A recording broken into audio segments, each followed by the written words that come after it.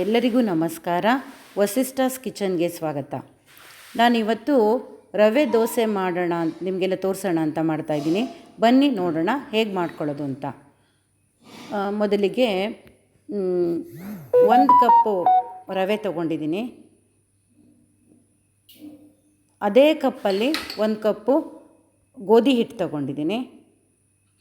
ಅದೇ ಕ್ವಾಂಟಿಟಿ ಕಪ್ಪಲ್ಲಿ ಅಕ್ಕಿ ಹಿಟ್ಟು ತೊಗೊಂಡಿದ್ದೀನಿ. ಆಮೇಲೆ ಕೊತ್ತಂಬರಿ ಮತ್ತು ಕರಿಬೇವನ್ನು ಸಣ್ಣದಾಗಿ ಹೆಚ್ಚಿಟ್ಕೊಂಡಿದ್ದೀನಿ, ಅದನ್ನು ಹಾಕ್ಕೊಳ್ತಾ ಇದ್ದೀನಿ.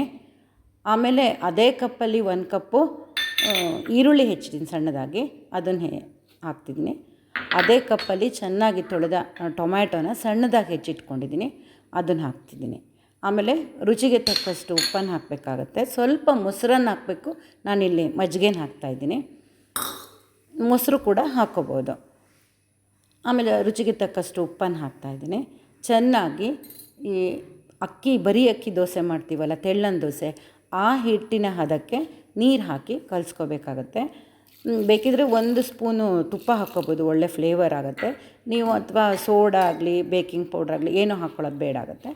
ಇದು ಏನೋ ಆಗಲಿ ಏನು ಬೇಡ, ಚೆನ್ನಾಗಿ ದೋಸೆ ಹಿಟ್ಟಿನ ಹದಕ್ಕೆ ಕಲಸಿ 10 ನಿಮಿಷ ಇಡಬೇಕು. ಹಾಗೆ ನೀವು ನಾಳೆ ಬೆಳಗ್ಗೆ ತಿಂಡಿ ಮಾಡ್ಕೊಳ್ಳೋಕೆ ಬ್ರೇಕ್ಫಾಸ್ಟಿಗೆ ಅಂತಿದ್ರೆ ರಾತ್ರಿಯೇ ಹಿಟ್ಟು ಕಲಿಸ್ಬಿಟ್ಟು ಫ್ರಿಜ್ಜಲ್ಲೂ ಇಟ್ಕೋಬೋದು.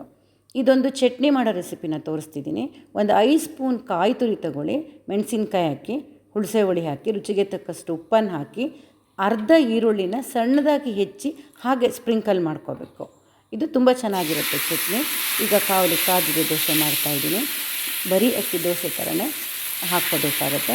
ನೀವು ಇದಕ್ಕೆ ನಾನು ತುಪ್ಪ ಹಚ್ಚಿ ಎರ್ದಿದ್ದೀನಿ ದೋಸೆ. ಡಯಟ್ ಕಾನ್ಷಿಯಸ್ ಇರೋರು ತುಪ್ಪ ಹಾಕ್ಕೊಳ್ದೇ ಎರಿಬಹುದಾಗುತ್ತೆ, ದೋಸೆ ಮಾಡ್ಕೋಬೋದು. ಈಗ ಇದನ್ನು ಚೆನ್ನಾಗಿ ಮುಚ್ಚಿಬಿಟ್ಟು ಬೇಯಿಸಬೇಕಾಗತ್ತೆ. ತುಪ್ಪ ತುಂಬ ಒಳ್ಳೆಯದು ಅಂತಾರೆ, ತುಪ್ಪ ಹಾಕ್ಕೋಬೋದು. ನಾನು ಟೆಫ್ಲಾನ್ ಕೋಟೆಡ್ಡು ಕಾವಲಿನ ಯೂಸ್ ಮಾಡಲ್ಲ, ನಾನು ಇದನ್ನೇ ಯೂಸ್ ಮಾಡೋದು. ಈಗ ದೋಸೆ ಆಗಿದೆ, ಚೆನ್ನಾಗಿ ಬಂದಿದೆ ದೋಸೆ. ಕೆಂಪಗಾಗಿ ರೋಸ್ಟ್ ಆಗು ಮಾಡ್ಕೋಬೋದು ನೀವು, ತುಂಬ ಚೆನ್ನಾಗಾಗಿದೆ. ನಾನು ಹೇಳಿರೋ ಕ್ವಾಂಟಿಟಿ ನೀವು ಹಿಟ್ಟು ಹಾಕ್ಕೊಂಡ್ರೆ 9 ರಿಂದ 10 ದೋಸೆ ಮಾಡ್ಕೋಬೋದು. ಈ ಚಟ್ನಿನೂ ತುಂಬ ಚೆನ್ನಾಗಿರುತ್ತೆ. ಇದು ಇಬ್ಬರಿಗಾಗಷ್ಟು ಚಟ್ನಿ ಆಗತ್ತೆ. ನೀವು ಜಾಸ್ತಿ ಬೇಕು ಅಂದರೆ 10 ಸ್ಪೂನ್ ಕಾಯಿ ಹಾಕ್ಕೋಬೇಕು. 1 ಈರುಳ್ಳಿನ ಹೆಚ್ಚಿ ಹಾಕಿದ್ದೀನಿ, ಹುರಗಡ್ಲೆ 1 ಸ್ಪೂನ್ ಹಾಕಿದ್ದೀನಿ. ನಾನು ಡಿಸ್ಕ್ರಿಪ್ಷನಲ್ಲಿ ಕೊಟ್ಟಿರ್ತೀನಿ, ನಿಮಗೆ ಗೊತ್ತಾಗದಿದ್ರೆ ನನಗೆ SMS ಮಾಡಿ ಹೇಳಿ.